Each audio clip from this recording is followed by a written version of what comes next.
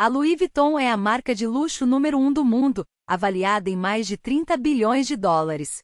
Sua história remonta ao século XIX e começa com um adolescente sem-teto que só podia sonhar com o sucesso. Sem dinheiro ou comida, ele trabalhou em empregos ocasionais com artesãos e artífices para sobreviver, mal ganhando dinheiro, mas aprendendo habilidades valiosas que levaram à criação de bagagens modernas pioneiras e à criação de um império bilionário. No século XIX, Louis Vuitton nasceu e cresceu em Anchy, França, filho de um fazendeiro e fabricante de chapéus.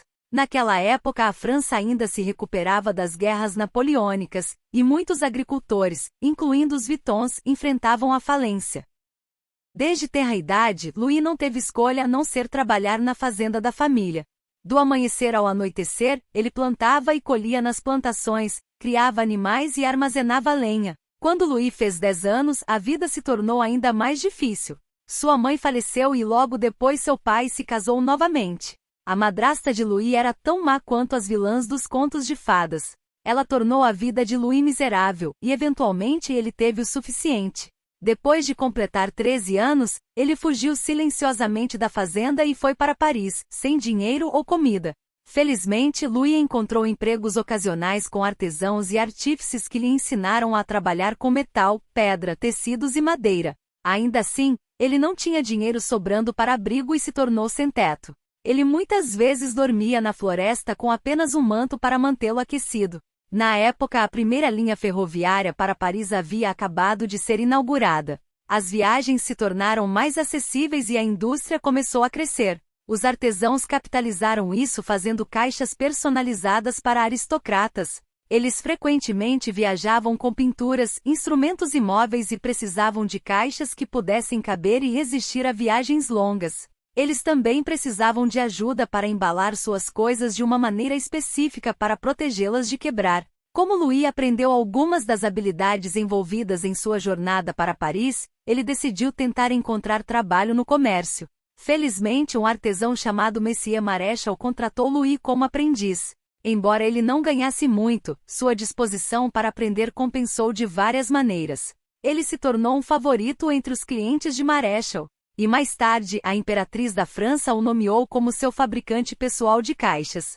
Depois de trabalhar para a imperatriz por um ano, Louis se tornou mais procurado e abriu sua primeira loja. Desde o início, Louis teve ideias para novos produtos que mudaram o padrão da indústria. Na época, as caixas tradicionais eram feitas de couro e tinham formato retangular. As tampas eram em formato de domo para que a água escorresse do topo em vez de encharcar o couro.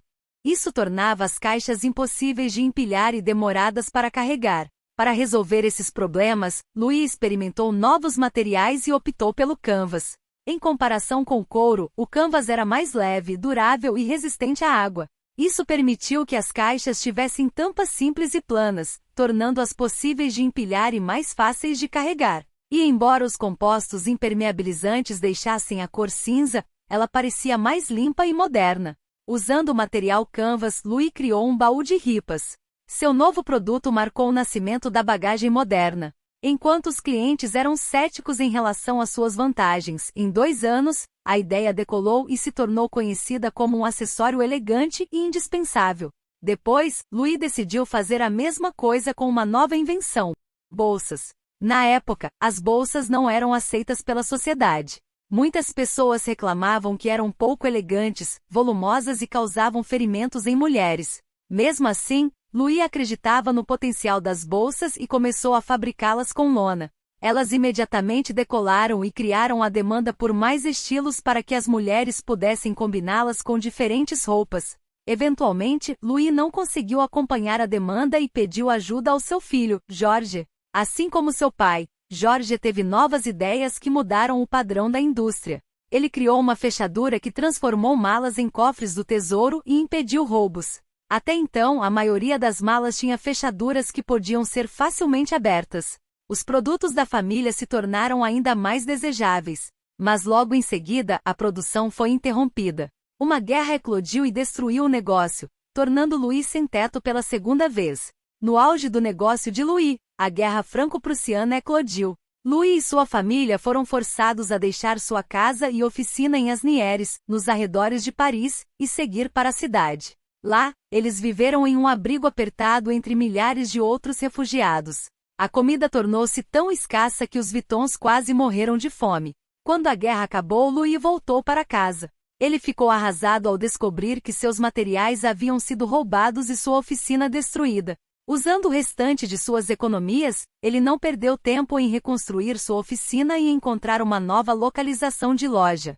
Felizmente para ele, os preços dos imóveis caíram por causa da guerra. Louis aproveitou a oportunidade e comprou uma loja em um bairro nobre. Em poucos meses após a reabertura, o negócio estava prosperando novamente e os pedidos chegavam de todo o mundo. Louis sentiu a necessidade de tentar ideias novas e mais audaciosas.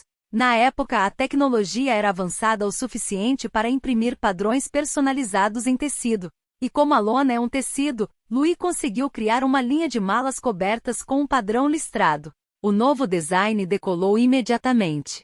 Deu às pessoas uma maneira de se destacar e mostrar o quão atualizadas estavam. Também tornou mais difícil para os falsificadores copiarem o trabalho de Louis. Depois disso, Louis recebeu tantos pedidos internacionais que abriu uma loja em Londres. A expansão levou à diversificação de sua clientela, que incluía mais realezas e exploradores. A partir daquele momento, Louis ficou conhecido como o único designer cujos produtos podiam ser encontrados tanto nas casas da elite quanto nas florestas tropicais exóticas. Eventualmente, Louis decidiu lançar seu primeiro catálogo para facilitar as encomendas. Foi uma jogada prática que estava destinada a levar o negócio a novas alturas. Mas no mesmo ano, uma tragédia inesperada frustrou os esforços de Louis. Ele faleceu subitamente em sua casa aos 72 anos, e a causa de sua morte permanece desconhecida. Agora, era a responsabilidade de George assumir os planos inacabados de seu pai. George não perdeu tempo em expandir o negócio e viajou para os Estados Unidos para participar da Feira Mundial. A experiência o fez perceber que ele precisava de uma rede internacional de vendas. E felizmente para ele, ele conheceu alguém na feira que poderia ajudar, John Vanamaker. John foi o pioneiro do conceito de loja de departamentos e inventou a etiqueta de preço. Depois de conhecer George, ele começou a vender Louis Vuitton em sua loja de departamentos em Nova York. Foi a primeira nos Estados Unidos a carregar a marca. Foi então que George criou um monograma em memória de seu pai. Um padrão floral com um L e um V entrelaçados. Os clientes ficaram chocados ao ver o monograma nos produtos. Eles estavam acostumados a apenas adornar seus próprios nomes ou iniciais em bolsas. Mas eventualmente os tempos mudaram, e o novo design decolou. A partir daí, George e seu filho Gaston continuaram a seguir os passos de Louis e criaram novos designs. Criações notáveis incluem uma bolsa para uso diário, a Quepal, uma bolsa para transportar vinho e champanhe, a Noé, e uma reformulação de uma encomenda de Coco Chanel, a Alma. Naquela época, George havia viajado por todos os Estados Unidos e construído uma rede de distribuição. Como seu pai, ele estava destinado a levar o negócio a novas alturas. Mas infelizmente a história se repetiu. Ele faleceu, deixando Gaston para completar sozinho os planos inacabados de Louis. Gaston teve um começo infeliz. A Segunda Guerra Mundial eclodiu e os contratos foram cancelados. Gaston não teve escolha senão fechar a fábrica e as lojas da Louis Vuitton. No livro Louis Vuitton, a saga francesa, o autor afirma que Gaston ficou tão desesperado para sobreviver que colaborou com o partido governante da Alemanha. Gaston teria dado sinal verde para produzir bustos comemorativos e montado uma loja em Vichy. O autor também afirma que enquanto lojas como Van Cleef e Arpels foram fechadas, a Louis Vuitton foi a única autorizada a permanecer aberta. Após o fim da guerra, Gaston encarregou seus filhos Henri, Jacques e Claude de reconstruir a empresa. Com a orientação do pai, os filhos garantiram que novos modelos de bagagem fossem feitos a cada ano. Mas após a morte de Gaston, os negócios estagnaram. As malas rígidas se tornaram menos populares. Henri, Jacques e Claude estavam divididos sobre como administrar a empresa.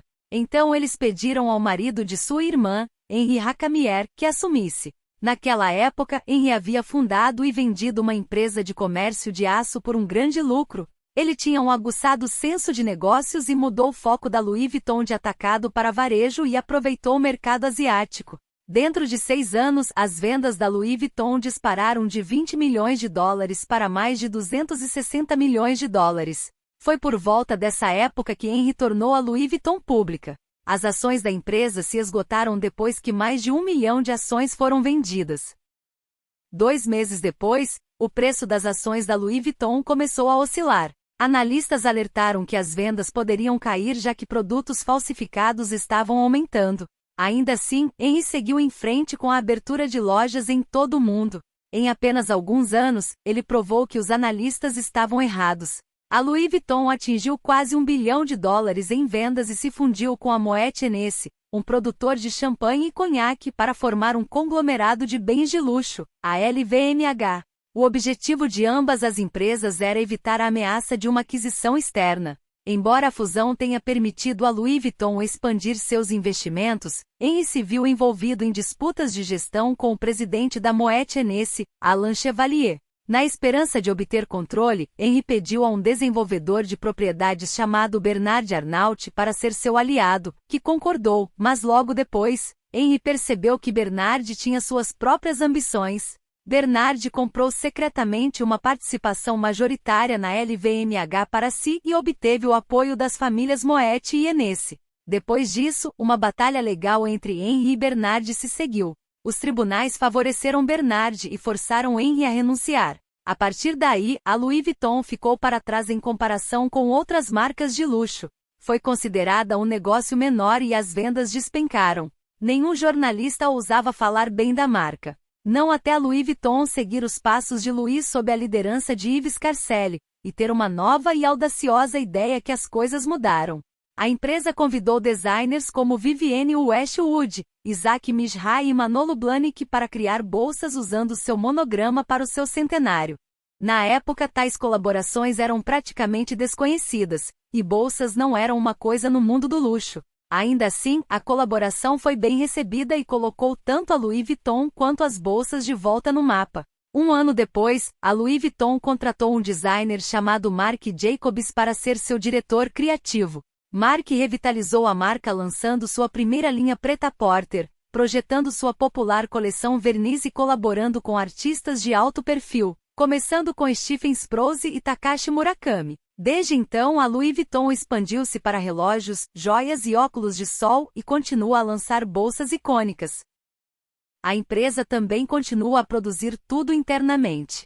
Os artesãos devem ser treinados por 2 anos, e algumas peças requerem 300 estágios para serem montadas. Hoje a Louis Vuitton ocupa o primeiro lugar como marca de luxo no mundo, e sua avaliação ultrapassou $30 bilhões. Esta é a história de como um adolescente sem-teto foi pioneiro em bagagem moderna e lançou as bases para um império bilionário. Gostou do vídeo? Então deixe seu like e se inscreva para não perder os próximos vídeos. Até a próxima!